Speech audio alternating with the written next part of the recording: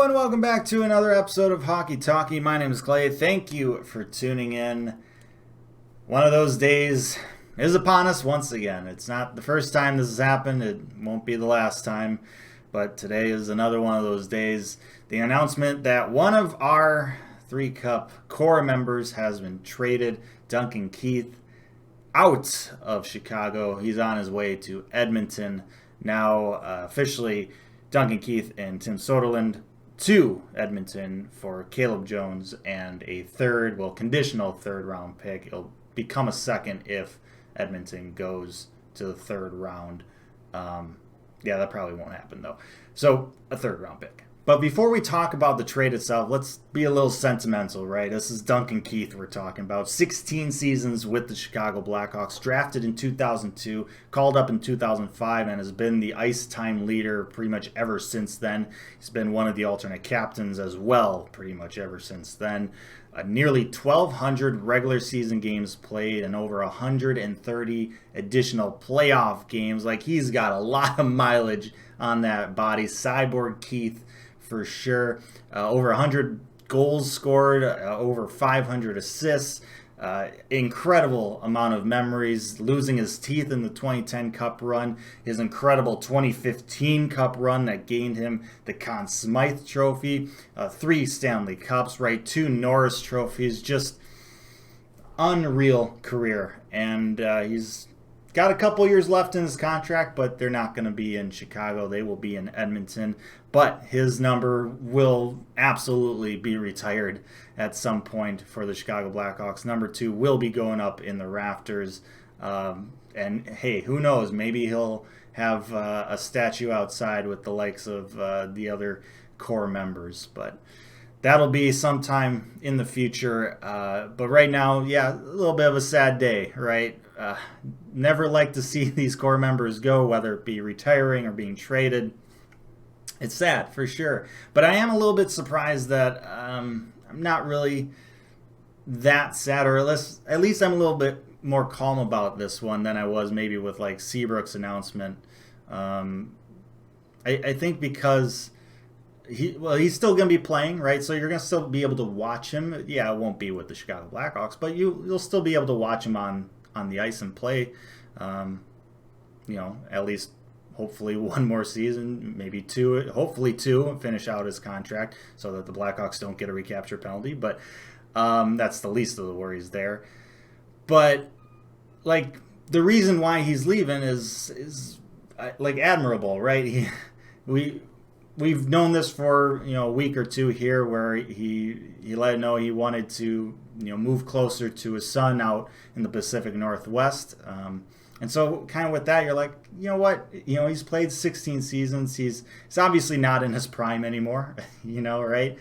And we got a lot of young defensemen, and this kind of opens up a hole, or perhaps we'll see. We'll talk about this trade in a second here. But like, his reasons for leaving the Hawks is all right. Like, I get it. It's fine. And he's not going to be gone, I don't think, too long. Like, we'll see him back either, with the organization or getting, his number retired or whatever it may be, or him retiring as a Blackhawk, like a one-day contract or something. I don't think that's going to be too far in the future. I don't think he's going to be playing that many more years. But yeah, like, I'm okay with it. I really am. And I think it also helps that the Blackhawks did pretty well with this trade, value-wise. At least it seems at this moment. So Duncan Keith is heading to Edmonton, which I'm a little disappointed at. I really was hoping he would get traded somehow, some way to the Seattle Kraken. I would absolutely 100% guarantee you would have bought a Duncan Keith Seattle Kraken jersey. But not meant to be. At least right now, maybe Edmonton flips them to Seattle. Wouldn't that be something? Come on, Edmonton, let's do it. But yeah, not going to be buying a Duncan Keith Edmonton jersey. But Duncan Keith going to Edmonton along with Tim Soderlund, who a couple of years ago, he actually had a really good training camp and looked like he might make the team out of camp. And then he just kind of suffered an injury and just didn't really ever recover since then. Hasn't really played all that great in Rockford. And so he's going over to Edmonton too. I don't think the Hawks are really losing anything there. And in return, the Edmonton Oilers are sending a third-round pick, a conditional third-round pick, can become a second-round pick if Edmonton advances far enough in this next year's playoffs. But I would say most likely it'll be a third-round pick. And then also left defenseman Caleb Jones, who is a lot younger than Duncan Keith, 24 years old, especially compared to Duncan Keith. 24 years old, younger brother of Seth Jones, which is a little bit of a story there. Let's talk about that. Now, I'm not really one who likes to talk about rumors all that much, but considering the fact that Caleb Jones came back in this trade, I think that's enough to warrant talking about this possibility a little bit. There's been talks about the Blackhawks being interested in acquiring Seth Jones, who has 1 year left on his current deal, $5.4 million, which is actually cheaper than Duncan Keith's current deal, which has 2 more years on it. So in terms of cap space, the Hawks have the room to do it now that, Duncan Keith is no longer on the team. That cap hit is elsewhere. You could fill it with Seth Jones, at least for this next year. But Hawks aren't going to look to grab a player like Seth Jones, like a high-quality player like Seth Jones, if they don't think they can re-sign him for a longer term. And I know Seth Jones has kind of had a couple down years recently, but he's still only 26 years old. He's in what should be kind of his prime time, and maybe a change of scenery could help him bounce back a little bit. But, I don't think the Blackhawks are going to make that trade if, they can't re-sign him. If Seth Jones doesn't want to re-sign with the Blackhawks for a longer-term deal, I don't think that trade's going to happen, regardless of whether Seth Jones' younger brother Caleb Jones is on the team or not. But Caleb Jones, coming to Chicago could potentially interest Seth in taking a hard look at Chicago, at least. We'll see. But, the thing that does scare me about that is, the Blackhawks need some upgrades to defense. We know that. And Seth Jones would be that. Yes, he's had his couple down years, but he would definitely be an upgrade to this defensive core. However, what is the price that the Blackhawks would have to pay to get Seth Jones from Columbus? That's a little scary to think about. Blackhawks could, grab like Dougie Hamilton, for instance, in free agency. Now that's a little bit more of a risk, considering that Dougie Hamilton would actually, he'd want to sign with Chicago. And who knows? Like, Chicago's not a contender. So if Dougie Hamilton wants to go to a contender, he's not going to sign with Chicago. So that's a little bit of a risk there.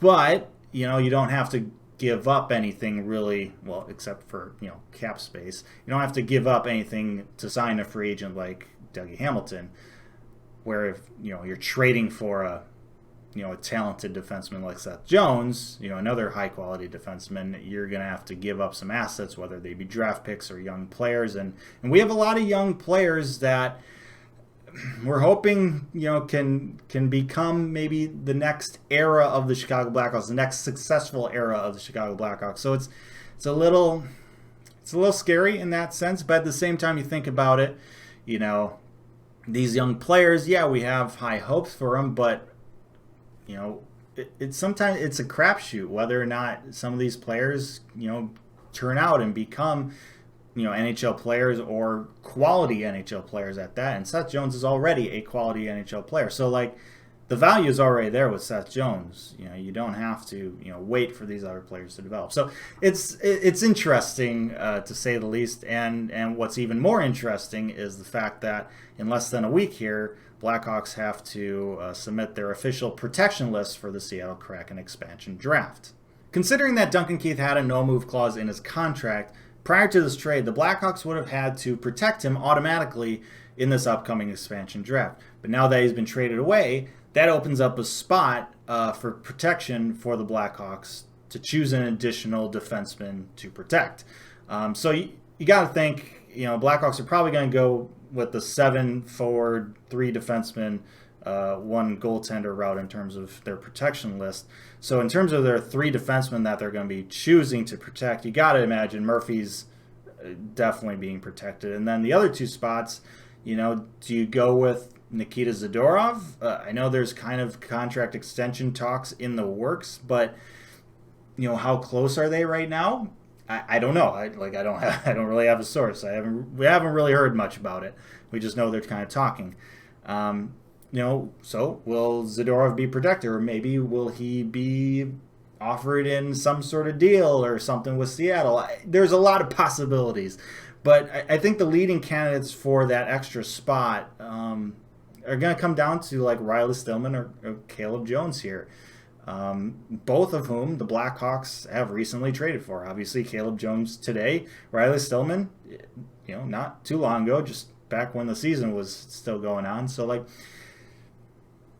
who are you going to protect? They're both guys that I think the Hawks want to keep. And maybe it's the case where, it doesn't matter because I don't think either of them will be chosen by Seattle. If the Seattle Kraken are going to choose a defenseman is going to be, unprotected, probably would choose Calvin Dahn, I would assume. But who knows? I don't know Seattle's strategy here. And who knows, what kind of trades get made or moves get made for the expansion draft, like we saw with the Vegas draft in terms of, hey, we'll give you a pick if you don't take either Stillman or, Jones here. That could possibly happen. So we'll see, but it does offer up an additional spot for the Blackhawks to protect another defenseman now that Duncan Keith is gone. So I guess I would consider this trade to be very bittersweet. It sucks losing Duncan Keith because, well, he's Duncan Keith. He's actually the only core member that I've actually met in person. I went to his 1,000th game and have a little bobblehead from that game. I got his jersey. I got a signed hat from him. I met him at the convention a couple years back. It sucks. It sucks losing him. But, we know he's past his prime. And we know he's going to always be remembered as a Hawk, and he's going to be retired as a Hawk, and his number will be retired. It sucks, but it's okay. I'm at peace with it, and I'm more at peace considering the return. I think the Hawks did a pretty decent job with the return in this trade, especially considering it was essentially a situation where the Hawks didn't really have a whole lot of leverage. Duncan Keith was basically saying, yeah, trade me out Pacific Northwest. There's not a whole lot of options out there. It's not like you're dealing with, the other 31 teams essentially. There's only a couple of teams. Vancouver, that wasn't really going to happen. Seattle, didn't really work out. And then Edmonton or Calgary. And that's not a whole lot of teams to work out a deal with and work out a deal in which you could argue the Hawks got the better, side of it. We'll see in the future. But right now, I think it looks pretty good for the Hawks. So yeah, bittersweet. But that's just my opinion. Love to hear yours. Let me know down in the comments section below. Thank you so much for watching. Like, share, and subscribe. Appreciate that as always. Most importantly, stay safe, make good decisions, and I'll see you next time.